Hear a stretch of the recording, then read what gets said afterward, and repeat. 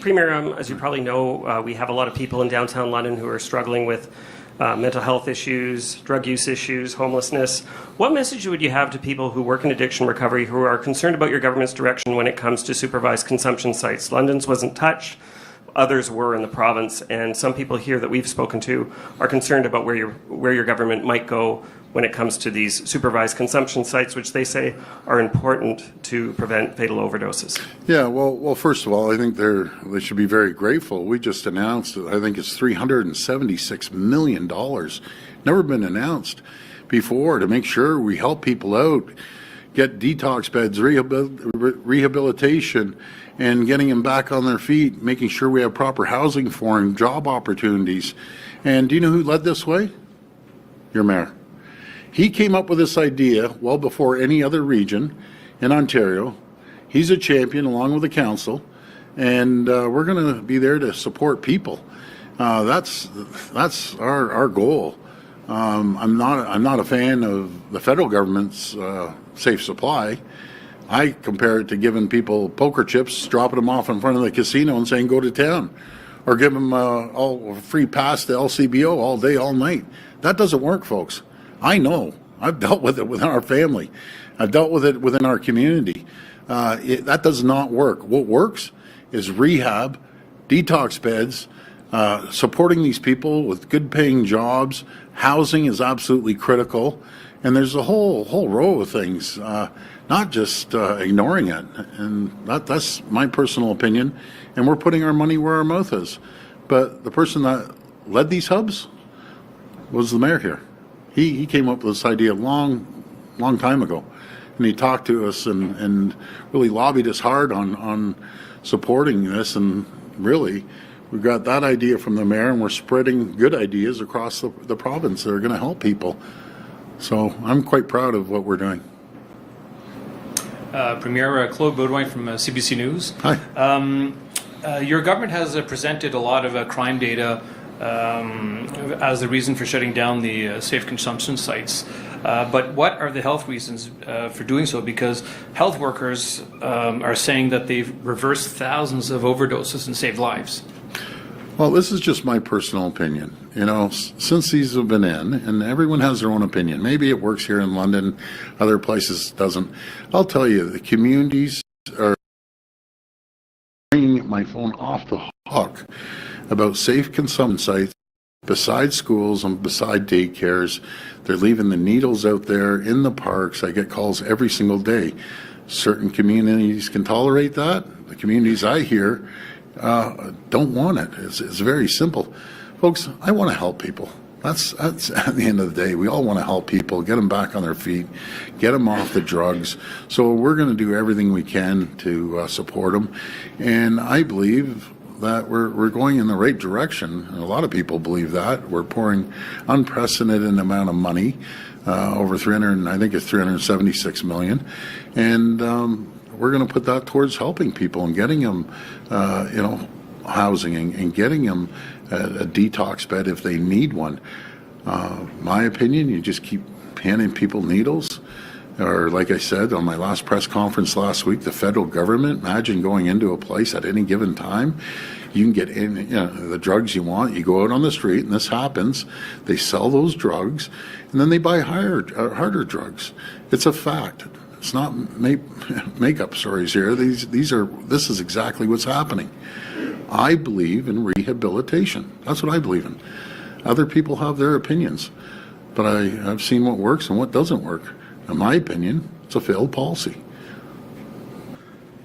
As was mentioned, London will continue to have a supervised drug consumption site. Can you tell us what your vision is for changes to improve, I think was mentioned at AMO, security, and ensure that neighboring businesses and residential developments around our current site, that some of the safety and issues and cleanliness issues will be addressed? What do you envision in the future around the sites that are remaining? Well, I think that's the municipality's responsibility, and maybe the mayor can answer that one. So the CarePoint facility will come into additional provincial oversight that the Minister of Health and Deputy Premier announced. I know the municipality, in conversation that we've had with our staff, stands ready to assist that site in whatever the new regulations and obligations are. I would say, as the Premier said before, there are some cities where there have been significant challenges around these sites, and there are other cities where there has been less so. As I've talked to other mayors, there's a variety of opinions on how their sites were performing. Some have exceptionally difficult challenges, and some it's been a little bit easier.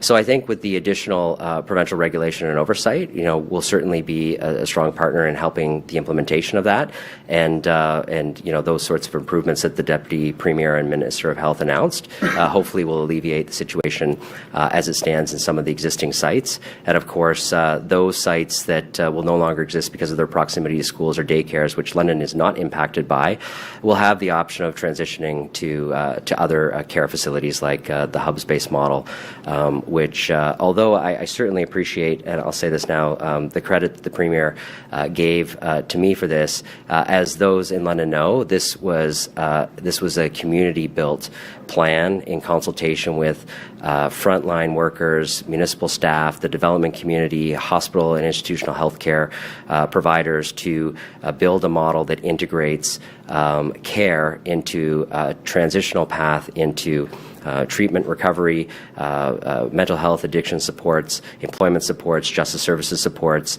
on their pathway to stable and secure housing, which is, again, the ultimate goal. As I've said all along, the ultimate goal is to not have people in hubs for the duration of their challenges. The ultimate goal is to get them the help they need and transition them into the right type of housing.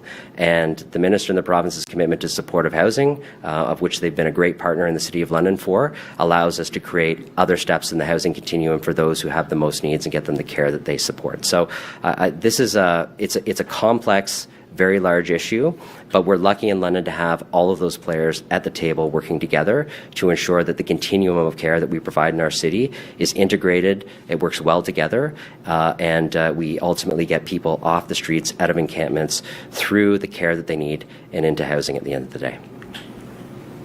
Well, thank you so much, Mayor. I appreciate you having us by. I just want to point out one thing, and I appreciate the safe consumption sites and the social issues, and we're focusing on that. 3 out of the 4 of the questions are about that. Let me tell you what people care about. People care about that, and don't get me wrong. It's very, very important. Do you know what pays for that? Number 1 on any poll you see, it's the economy. It's about affordability, making sure they have affordable gas, affordable house, affordable groceries, healthcare. Those are the top 3 issues. And if we keep the economy going, like the folks here in London are doing, and more companies are coming to London and the region, that pays taxes. And more revenues go up to the city coffers, go up to the provincial coffers, and that's where we get the money. We landed the largest battery plant in North America just down the street, and a lot of people that are living in London, they're driving down the street to work at the new 16 million square foot, 4th largest building in the world at Volkswagen. They're going to be working at the same, all the suppliers that are surrounding Volkswagen now, that are just run down the street. That's what people are focused on, and we'll never lose track of that. We have a booming opportunity. We're taking on many companies from around the world to invest here because the mayor and 444 other regions, or 443 other regions, have created the climate and the conditions for companies to come here. We've reduced the cost of doing business by $8 billion. We've seen over $44 billion of EV sector come here. We knocked off China as the #1 location in the world to invest in right here in Ontario. We've seen over $20 billion of tech come here. We've seen $4 billion of life sciences. And manufacturing, folks, last year, the manufacturers of this town that contributed in other towns created more manufacturing jobs than all 50 U.S. states last year. When I had 9 senators come up just 2 weeks ago, they are in awe. They're in shock of what we've done, no matter if it's our energy sector with clean green steel. We have one of the cleanest grids in the entire world. That's what people are worried about. That's what we're going to focus on with our great municipalities.